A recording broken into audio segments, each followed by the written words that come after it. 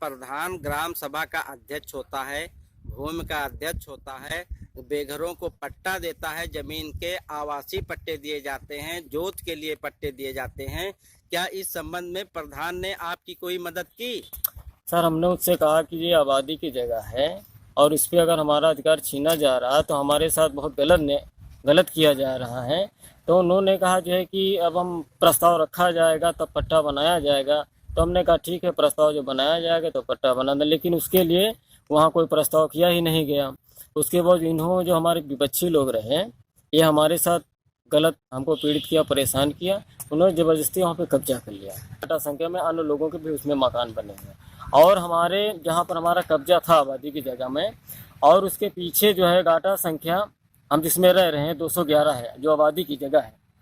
और उसमें जो हमारे ज़मीन आबादी के पीछे घाटा संख्या 210 है, 5 बीघा कम से कम है। उसमें खरिहान की जगह, उसमें जो है काफ़ी लोग जिसमें मकान बनाए हुए हैं, उनका कुछ नहीं किया जा रहा, ना उनको हटाया जा रहा है, ना उनको बल्कि उनका जो अवैध कब्जा जो गलत तरीके से मकान वहाँ बना लिए हैं, उनके ऊपर ना तो कोई FIR है, ना कोई एक्शन है, ना उनको हटाया जा रहा है। हमको बेतर हमको परेशान किया जा रहा है। क्या लगता है कि आपके साथ व्यक्तिगत किया गया, व्यक्तिगत आपके साथ जो हुआ है, इसमें आप क्या मानते हैं? हम सर मान ये रहे हैं कि हम गरीब हैं, मजदूरी करने वाले हैं, अपने परिवार को चलाने वाले, और हमारे उसमें दुकान भी थी तो हम थोड़ा पैसा कमा लेते थे उसमें, और अपना व्यवसाय था, परचून की दुकान थी और एक पान की दुकान थी।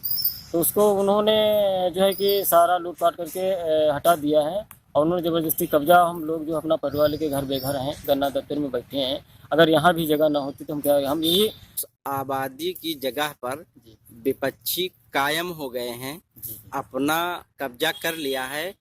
क्या उन्होंने कोई अधिकार पत्र लाए हैं? नहीं जी, वहाँ पर कुछ नहीं। वो अपना एक गांव के जो दबंग लोग हैं उनसे मिलकर अपनी गुंडाई बदमाशी दिखा के दमंगाई के बल पर उन्होंने हमारे साथ जो हमको पीड़ित किया, परेशान किया। तो हमने जाके न्याय की गुहार लगाई, लेकिन नहीं मिल पाया, तो उन्होंने ज़बरदस्ती जो है उस पर कब्जा कर लिया है।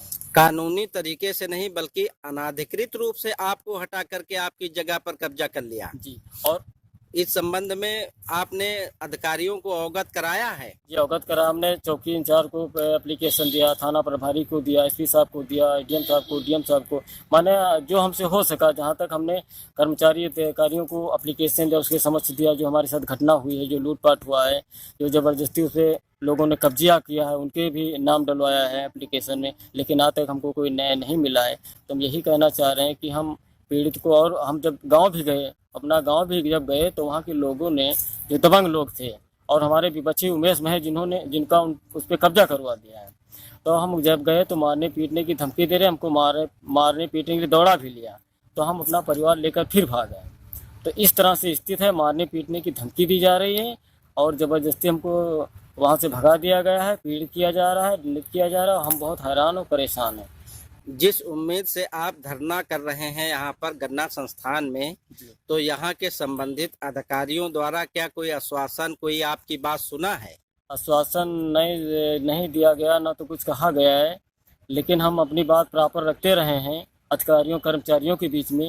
एप्लीकेशन के माध्यम हमने भी अपनी बात रखी, लेकिन आज तक ना कोई हमको आश्वासन दिया गया है। सिर्फ विवेचना होती रहती है, और हमको आज तक अभी कोई न्याय का आश्वासन नहीं दिया गया कि वीरेंद्र आपको न्याय मिलेगा। तो कब तक कि आप यहाँ पर धरना देते रहेंगे?